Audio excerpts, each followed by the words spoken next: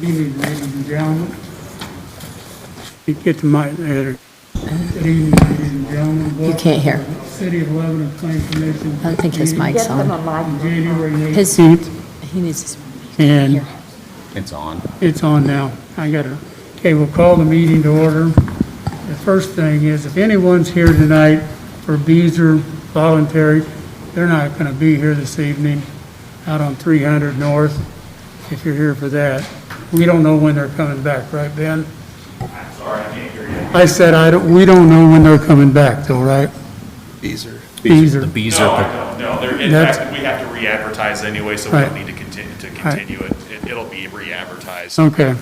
whenever they come back on the agenda. I just didn't want anybody to be here and then not show up. We haven't re-advertised for it, so I'd be Okay. surprised if anybody was here for that one, but. Okay. Kelly, the roll call, please. Okay. John Lashley.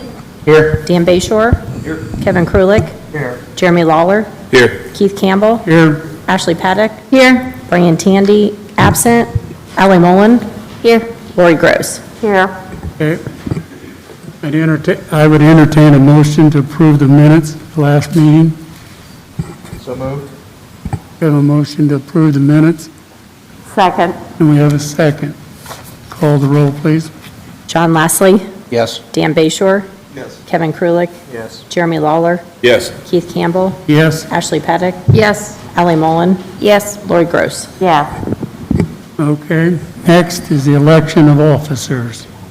We have a chairman, a vice chairman, and I think the Secretary. recording secretary, I believe. Yes. Okay. So we have any nominations? I make a motion that we retain the officers, same as last year. And I would second. Okay. Any other nominations? Okay. If not, roll call, please. John Lashley. Yes. Dan Bayshore. Kevin Krulik. Yes. Jeremy Lawler. Yes. Keith Campbell. Yes. Ashley Paddock. Yes. Ally Mullen. Yes. Lori Gross. Yes. Okay. We'll get on to the old business.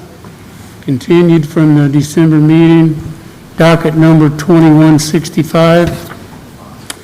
ME Rental Properties LLC requesting rezoning from ID, which is industrial district, to traditional residential.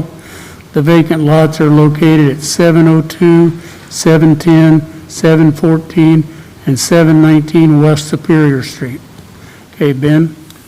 Good evening, Plan Commission members. We'll just kind of go back through the highlights of this that we discussed last month, and then some additional clarification information I provided in your staff report to help everyone understand what is permitted in the zoning district if it were to be rezoned, which I think would be helpful for both Plan Commission members and those in the audience that were here last month.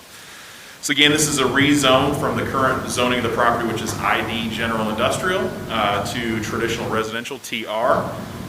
Which is a residential classification that allows a variety of different residential uses, ranging from single-family to duplex, to townhomes, to apartments. All those different uses are permitted, and as I'll go through in a minute, while those uses are permitted, you're limited in terms of the number of units you can obtain on this lot based on the lot size, lot width, etc.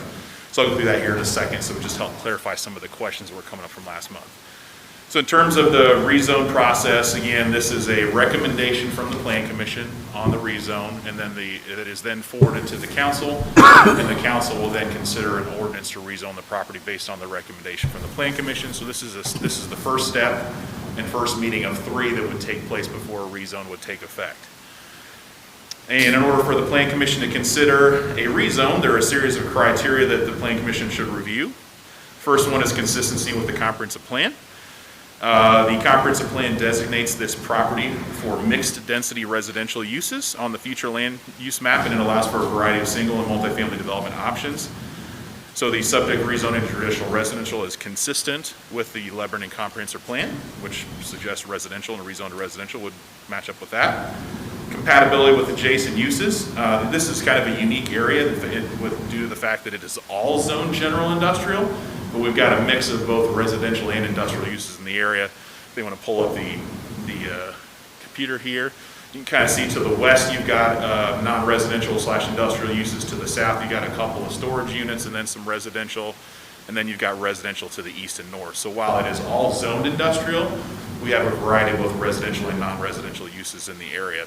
In fact, the ironic thing here is the residential uses here are actually non-conforming because they're not permitted in the industrial zoning district. So this rezone would actually align this property more with what you see in the residential pattern to this north and east.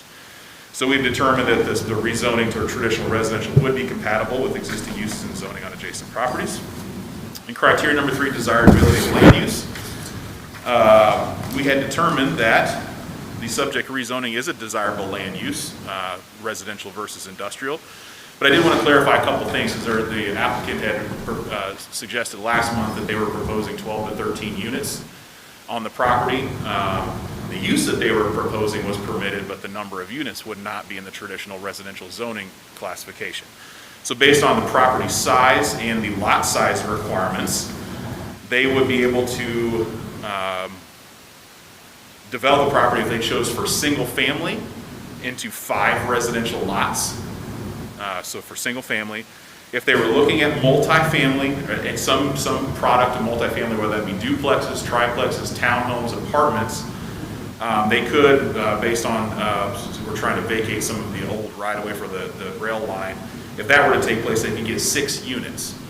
So if that were duplexes, that would be 3 buildings, 2 units apiece. Triplexes, 2 buildings, 3 units apiece. If they're doing townhomes, it would be 6 townhomes. So the most they could get on this property based on the lot size in that traditional residential zoning would be 6 units of some sort of attached residential or multifamily product. Impact on property values, based on the fact that there are other residential uses in the area, we don't anticipate that this would have any negative impact on property values in the area.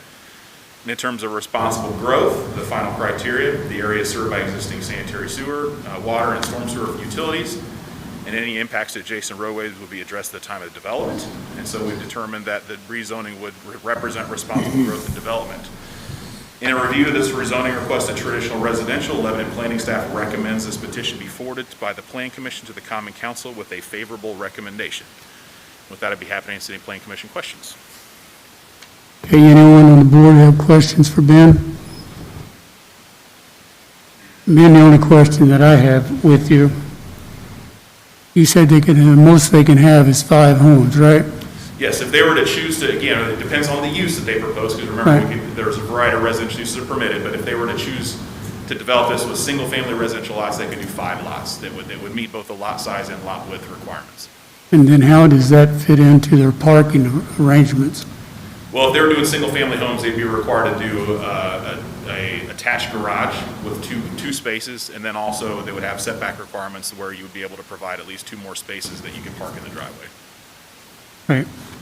Okay, and then you talked about something vacating something on Superior Street? Yeah, if they want to pull up the computer again, we've got this odd situation where you've got about 48 feet of right-of-way for Superior Street here, and then there's this extra little, I think it's about 18 feet that you see right here that's between the lots and the right-of-way for the street.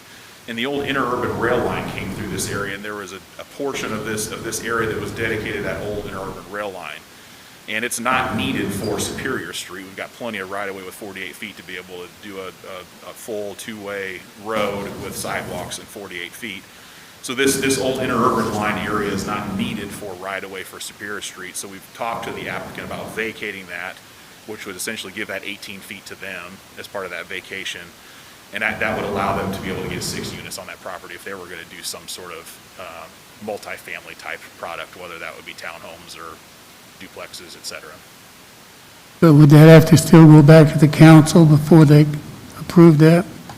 Yes, but both the vacation would go to the council and the rezone goes to the council. Superior Street would have to be widened, correct? If they were to front any sort of product on Superior Street, yes. Superior Street right now is barely a 1-lane alley. So if they were to say do 5 residential lots that all front on Superior Street and have access off Superior Street, it would need to be widened. Because that's what I think I saw on their thing, that addresses were all on West Superior Yeah, Street. they are right now. I mean, they can do some variations where they could access off of Coombs and Ryan.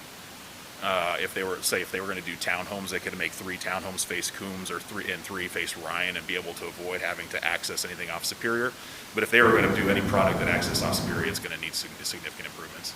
And then the other question I have, the lot, does it stop down there where the trees go north and south? Because there's like 20 feet past the trees over to Ryan Street. There, I'm not sure. Say your question Kind of again. looks like the yellow on the east end, looks like it's in the trees there. That's that first tree line. Okay. Yeah, I think that's roughly where the tree line is. I mean, I guess. So they couldn't, I don't think they have the property, I don't know this, all the way to Ryan Street, do they? No, it does not go all. I mean, there's a little bit of a distance between the property line and Ryan Street. Okay, So, and that would be right away, anything on the Ryan Street side. okay. That's all I have. Anybody else have questions? I've got a question.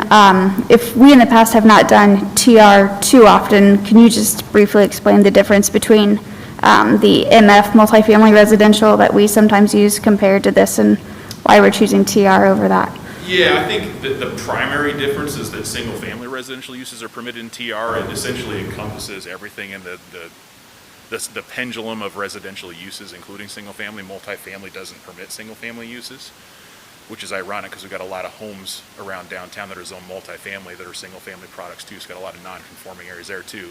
But in this case, the TR is meant to be kind of an urban residential zoning classification. It allows everything from single-family all the way through kind of the spectrum of residential uses.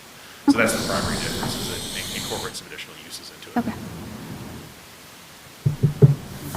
Anyone else have a question on the board?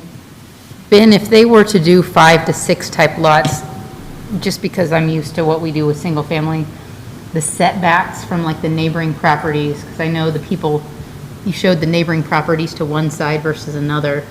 I think part of the concern that I heard folks is, what's the setback for that? Because typically in single family, you usually have like, here's the lot size and so much Yeah. setback on the sides. Yeah, so it depends a little bit on what product, what direction the home's facing, but that would either be a side or rear yard setback.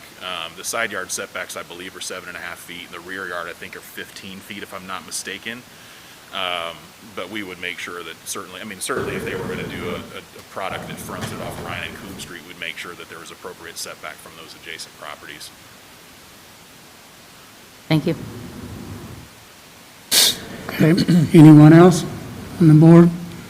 If not, could the applicant come forward, please?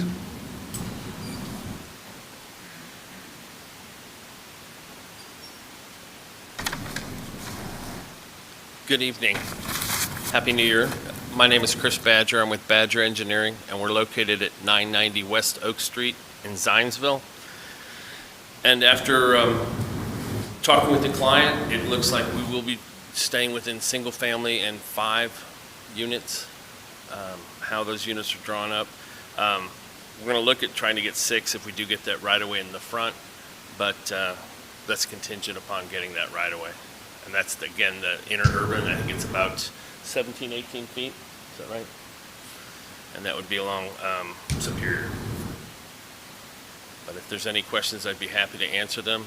In terms of parking, it would be like any other single-family home. They would have to park in their garage or in their driveway. In terms of drainage, we know the drainage goes out to the north and to the east, and that it needs work, especially along Ryan Streat. It needs a new inlet rebuilt, and that would all be part of this. In terms of sanitary, we have a sanitary line that we know of from the north that cuts across this property and ties in on Superior, and we'll reroute that and put that in our system. In terms of traffic, I think it would be the same as what we have now. I mean, single family usually is about 2.5 trips a day. And drainage, we're going to have a northern dry pond, so that will give a little more buffer to the existing homes that are already there. So if there's any other questions, I'd be happy to answer them. Yeah, I have a question. When you say 2.5 trips, is that 2.5 trips for all 5 of them or 10? It'd be, each house It's 2.5 has a trips? typical single-family per-day trip of 2.5 trips per day.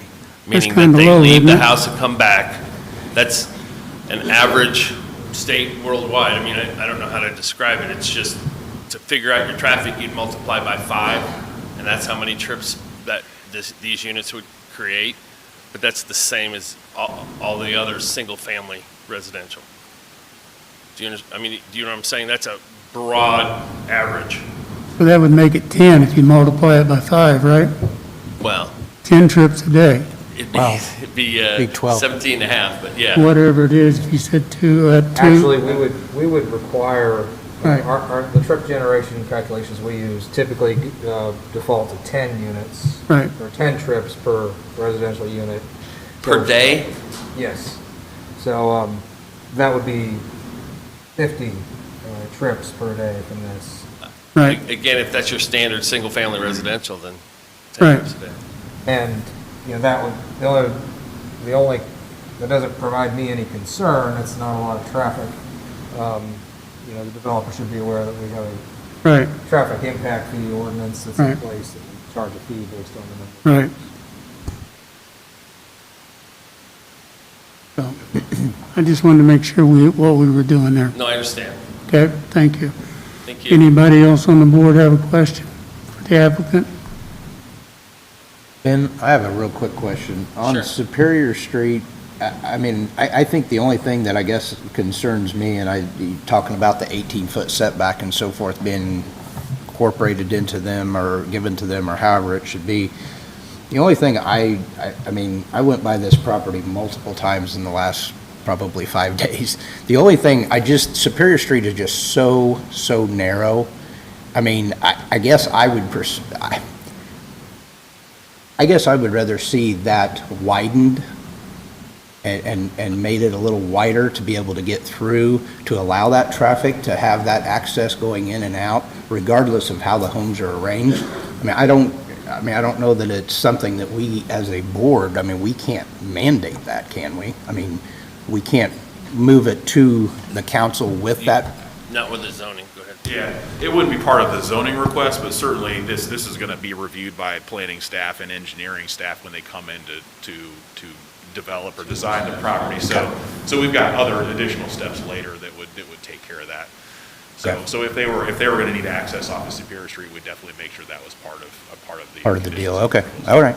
We haven't seen a plan yet. This is just for rezoning, is the only question for tonight. I can tell you we've seen, I think, 2 or 3 previous projects looking at residential on these lots, and all of those projects were going to be required to widen the street. Hey, John, just to answer your question a little bit, the way you're going to hear this another 2 times, we'll have a plat, well, I guess the zoning won't, but it's going to be heard again when we do a platting, so they'll have a preliminary plat, and of course they'll have another zoning meeting. So this is going to be heard a couple more times. Sure. It's not going to be just slid in and Sure, no. and done overnight. The client really wants to do a good job. They were a little disappointed that they were trying to get 12 units in there or 10 units, and it just won't fit. So I appreciate your indulgence on us and continuing us last month, but we'd love to get a positive recommendation from you tonight. Thank you. Okay, thank you. Any other questions from the board? Okay, thank you. I'll open up a public hearing. Anyone who would like to come and speak, you need to sign this paper over here, give your first name and last name, and you have 3 minutes. Okay? Thank you. My name is Brian Spanhook. I live at 701 West Pearl Street and have for 17 years this June. I just spent $70,000 on a new 520 square foot addition on the back of my home to make it a 4-bedroom, 2.5 bath home for my family. I feel that putting anything other than homes back here will drastically reduce the value of my home and any other home nearby for that matter. I know that when I bought my home, I picked it because it was not multifamily homes, and I understand that they got rid of this. I already had this road up before I got here, and I commend him seriously for putting in homes and not apartments, because nobody in this room wanted apartments back there. So I commend you for coming in and doing what you're doing, sir. I know that when I bought my home, I picked it because it wasn't around a bunch of multifamily homes. I had looked at a couple other ones in town, and I completely ixnayed them immediately because of that reason. I work in the construction trade as a plumber and have for 22 years. I plumb custom homes. I understand the zoning and the opportunity that presents itself to build on these said lots. But it is 4 lots, and it should only be 4, maybe 5 homes. And I really hope that the street thing, I'm okay with the 18-foot or whatever, as long as that street, like you said, gets to put into a double road. Because I cannot ride my bicycle with my 5-year-old without getting pushed off the road by other cars.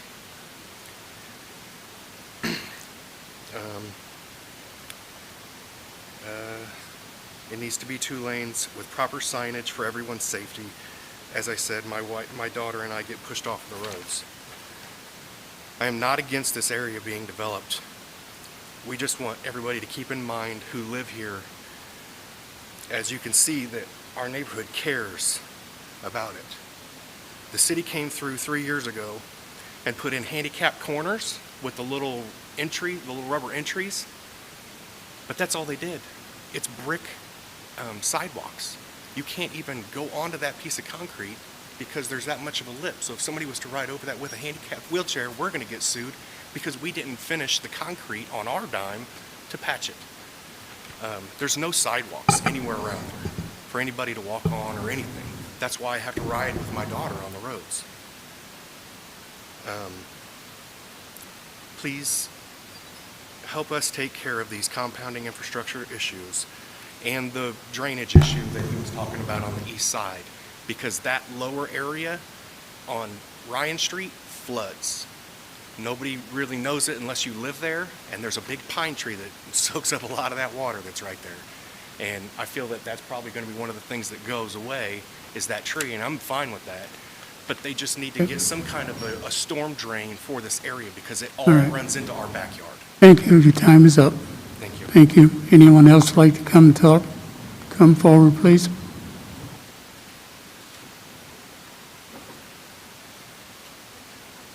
And try not to duplicate what we've already heard, okay? Thank you.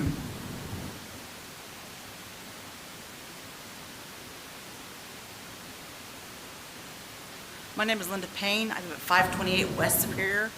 Yeah, that street is narrow. It's almost like an alley. It was like an alley when we moved there 25 years ago. I just want to know how much room is going to be between these houses that you're talking about. 15 feet. Okay, and for the rest of you, if you all have never gone down through there, I suggest you do that, because it's a little place. We like it. That's why we moved there. And we don't want a bunch of apartments, because I'm sure the people that live on Pearl Street like their privacy, and if they wanted to do that, they would move to Walker Farms if they want somebody looking in the backyard.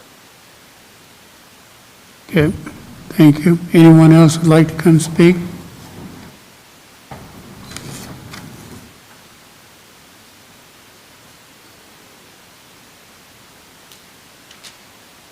Hello, my name is Stephen Crawford. I live at 721 West Pearl Street, and the traditional zoning is not the best or the only option available for this property.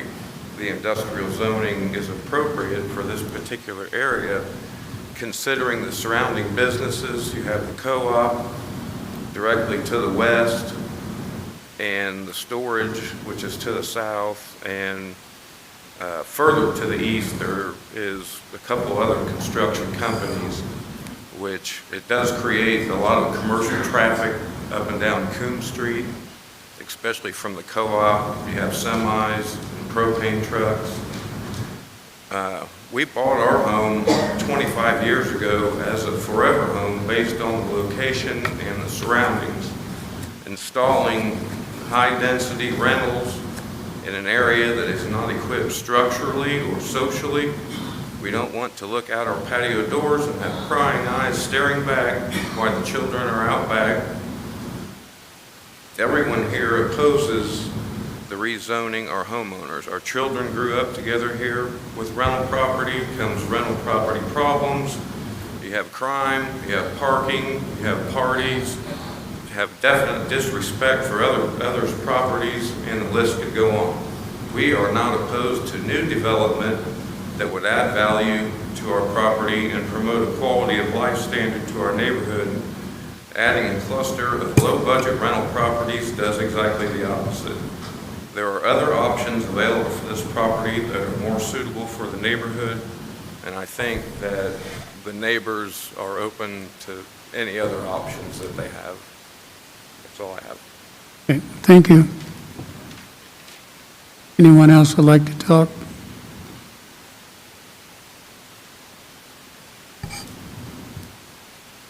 No one else coming forward, I'll close the public hearing. Ben, you want to come up, please? So just generally, I want to go over, if the property were rezoned, they'd be required to meet the standards of the TR, traditional residential zoning district, for the setbacks of 7.5 feet for the side yard, 15 feet for the rear yard. And then we work with them on the front setback based on the setbacks that you see already in that area. So it's kind of an infill project because it's already developed around it. So the setbacks and the standards that are accompany the traditional residential zoning district will be very similar to what you already see in this area. This is already a fairly dense single-family area. So the traditional residential mirrors that fairly closely. So I don't know if there's anything else really necessarily I could address for you. There was there's some questions about that. So if there's any questions the Plan Commission has for me, maybe something I need to readjust or reiterate based on what you heard from neighboring property owners. Anyone on the board have a question for Ben?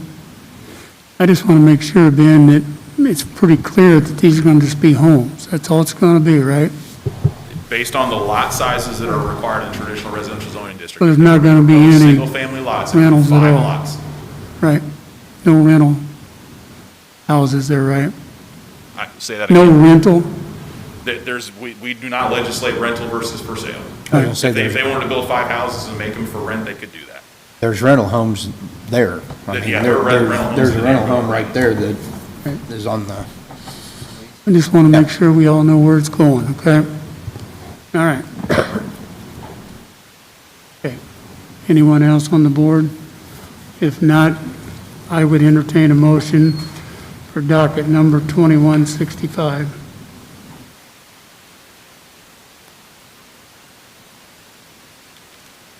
I'll make a motion to forward docket item number 21-65 to the City Council with a favorable recommendation. I'll second. Okay, we have a motion and a second for docket number 2165. Kelly, would you ask for the roll, please? John Mosley, yes. Dan Bayshore. Kevin Krulik, Yes. Jeremy Lawler, Yes. Keith Campbell, Yes. Ashley Paddock, Yes. Ellie Mullen. Yes. Lori Gross. Yes. Thank you. Motion passes.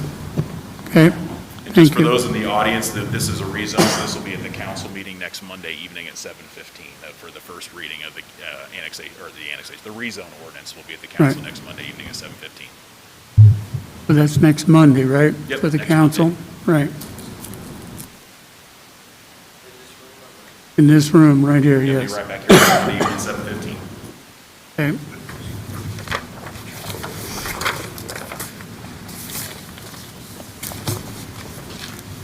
Okay, the next item of business is docket number 22-2. We're consideration of initial zoning classification for voluntary annexation consisting of 231.94 acres for Arbor Homes. The property is located generally on the north side of 100 South, just west of 300 East, requesting zoning classification of single-family residential. Okay, Ben? Well, very good. We'll start off by highlighting the area we're talking about here, if they want to pull up the computer. So you see here, 100 South runs just south here. 300 East is just over to the east here. It's this property outlined in yellow.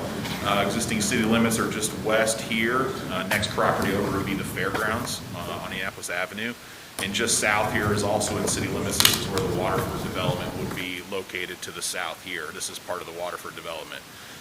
So we do have some other development proposed in this area to the south. This is a 100% voluntary annexation. The property owner signed a petition for annexation, so that's the procedure that we'll be going through. In terms of procedure, we start first here at the Plan Commission tonight. The Plan Commission's role is not necessarily to deliberate on whether the annexation is appropriate or the development is appropriate. What we're doing here tonight is just looking at if the council decides to or determines to annex the property, what land use makes the most sense. Does it make most sense for this to be residential, commercial, industrial land uses? So what you're doing here tonight is recommending a zoning classification for the property if it were to be annexed by the council. We aren't approving a development tonight. We're not even approving of a concept from the developer tonight. This is merely just, we think this should be residential, and so we're starting with that residential zoning classification to get it going. So in terms of this property specifically, there is not currently a concept plan for the site, and in the case where you do not have a conceptual plan or some sort of land use proposed, essentially what is the default zoning classification is the SF, single-family residential zoning classification. It's our lowest density classification, and that would be the zoning that's established and would establish the uses that are permitted on that property. This would then go on to the council for consideration of the annexation ordinance along with the recommendation for that zoning classification. If the applicant determines to bring in a development that requires a different zoning, or they're going through a plan unit development process or something like that, that would come back through the Plan Commission and council for approval at a later date. So again, I just want to reiterate, this time we're really just looking at the general use that would be proposed on the site based on this voluntary annexation. And based on the development patterns that are getting ready to happen in this area with the Waterford development, the planning staff determined that the residential land use would be the most appropriate versus any other land use. And so we have recommended that the Plan Commission recommends the single-family residential SF zoning classification to the Common Council for the proposed annexed territory. Be happy to answer any questions if you have any. Okay, anyone from the board have a question of Ben? This is simple voluntary annexation, correct? Yep, 100% voluntary, and it only impacts the property associated with the landowner. It does not impact any neighboring properties in terms of annexation. So we're only considering annexation where the property owner is requesting. Right, and all we're doing is trying to put a planning zone on there. Yep, Right. just the land use in the zoning district. Okay. If the applicant's here, they can come forward, please.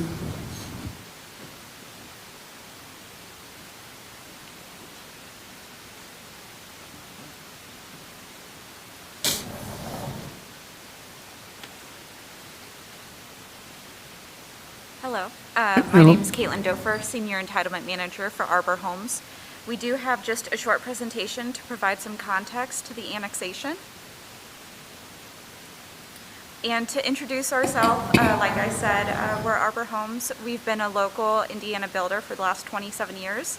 And in 2018, we joined the Berkshire Hathaway family of companies. We have been one of the top places to work for the last few years, and we also have an A+ rating with the BBB. And here's the property that we're looking at. Like Ben said, it's about 232 acres. And this is just a zoomed in view. We're on the northwest corner of 100 South and then 300 East, and we do abut the Big Four Trail. And to give a preview into the different products that we would be proposing for this site later on once the property is fully annexed, we would be proposing our Silverthorne Homes product, which is a move-up home buyer product. We have 11 different floor plans, both single and two-story, ranging from 1,800 to 3,300 square feet. We will also be proposing our Arbor Homes product, also 11 floor plans, single and two-story, from 1,200 to 3,200 square feet. Our destination product is our empty nester product, and these are ranch-style floor plans. There are 5 different floor plans, each with about 6 different elevations, and those range from about 1,500 to 3,200 square feet. Our newest product line, Genesis, is intended to get back to that first-time homebuyer pricing. It is situated around a unique cluster design where the homes share a motor court, and that motor court is off of a public street. This type of product has 5 different floor plans, both 2-story and 3-story in style, and those sizes range from about 1,100 to 1,900 square feet. And these are just some of the different elevations. And that about wraps it up. Like Ben said, we are just at the annexation stage. And once we do have a concept plan put together, we will be back before you with a full project proposal. Okay. Thank you. Thank you. Anyone on the board have questions for her? Okay. I'd entertain a motion. Public hearing. First, I'm sorry, excuse me. Public hearing, anyone like to speak? Come forward, please. Yes.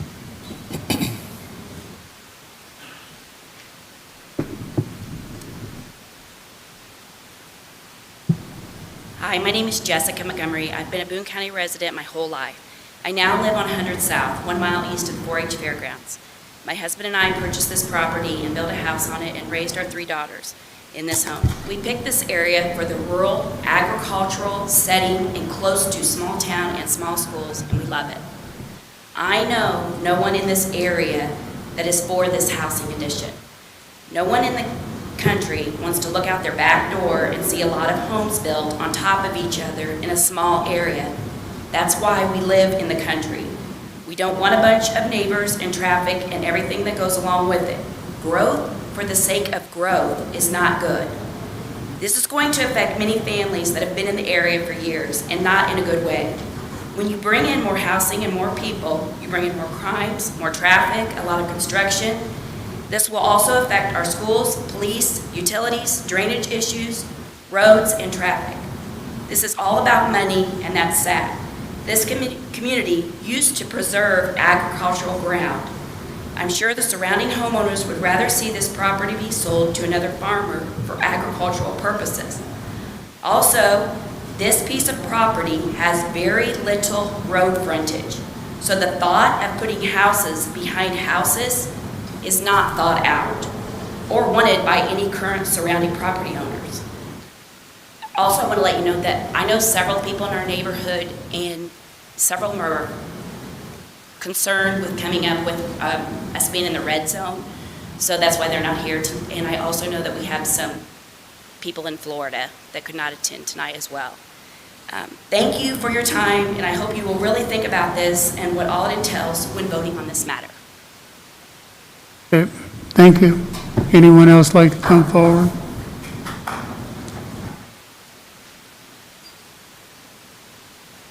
Being no one else coming forward, I'll close the public hearing. Okay. And I would take a motion for docket number 22-2, please.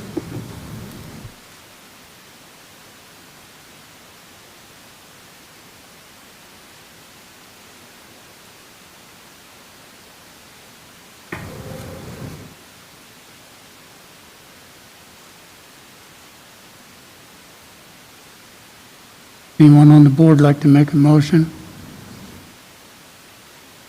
I'll make a motion that the Plan Commission forwards this to City Council, recommending a single-family residential zoning classification. Okay, we have a motion for a single-family. Any second? Second. Okay, we have a motion and a second for the voluntary annexation at the next council meeting. Okay, roll call, please. John Mosley, Yes. Dan Bayshore, Kevin Krulik, Yes. Jeremy Lawler, Yes. Keith Campbell, Yes. Ashley Paddock, Yes. Ally Mullen, Yes. Lori Gross. Yes. Okay. Next, okay, then, a reminder, next Monday is when it comes to the council, right? Similar to the last application, Right. the annexation ordinance first reading will be at the council meeting next Monday evening in this room at 7:15 PM. Right, and then it'll go to a second reading 2 weeks later, right? Second reading 2 weeks later, and then at that point, then there's a 30-day, if the annexation is Right. adopted by the council, there's a 30-day waiting period, Right. after which time then the applicant could come in and start discussing the concepts with us that they're proposing for the site. So it's going to it takes a little while to Yeah, get it's there, going to take a right? few months before Right. we come back. Okay, thank you. Okay, at this point, Anybody else have any other business? Okay, our next regular meeting, the Lebanon Planning Commission, is scheduled for Tuesday, February 22nd. And I'd take a motion for adjournment. I'll make a motion to adjourn. We have a motion to adjourn. Second. We have a second. All in favor, say aye. Aye. Aye. Thank you. And we'll see you next on February 22nd. Thank you.